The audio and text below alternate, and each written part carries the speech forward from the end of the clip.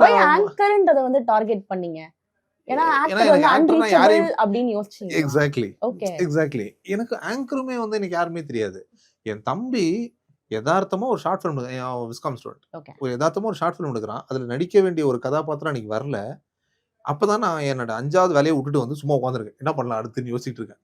அப்பா வந்துட்டு இது வந்து பண்றா அப்படின்னு சொன்னா போய் பண்ணும்போது எனக்கு ரொம்ப பிடிச்சிருந்தது.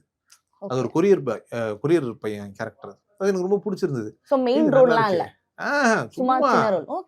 சும்மா ஷார்ட் ஃபிலிமே சின்னது, அதுலயும் ஒரு சின்ன ரோல். அது ஒரு கொரியர் பாய் வந்து கொரியர் கொடுத்துட்டு போனோம், அவ்வளவுதான். எனக்கு அதுக்குள்ளேயே ஒரு 3 இம்ப்ரவைசேஷன் தோணி நான் இதெல்லாம் பண்ணி அதெல்லாம் அது ஒரு மாதிரி எனக்கு ரொம்ப பிடிச்சது, எக்ஸைட்டிங்கா இருந்துச்சு, கிரியேட்டிவா இருந்துச்சு. இன்னொன்னு நானாவே இல்லை, நான் என்னுடைய பர்சனல் செல்ஃப்ல இருந்து ரிலீவ் ஆகி வேற ஒருத்தனா யோசிச்சு அந்த ஒரு 3-4 மணி நேரம் எனக்கு போனதே தெரியல. அது எனக்கு ரொம்ப பிடிச்சிருந்தது.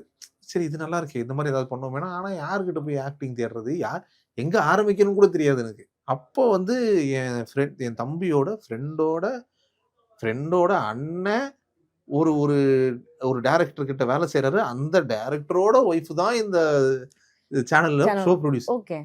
இது நம்ப முடியுமா? யாராவது சொன்னா ஒரு 6-7 பேரை தாண்டி என் போட்டோ போயிருக்கு. போய் அவங்க என்னை கூப்பிட்டு அவங்க நிறைய பேர் ஆடிஷன் பண்ணியிருக்காங்க. அதுல நான் செலக்ட் ஆகி இது எல்லாமே ஒரு ஒன்றரை தான்.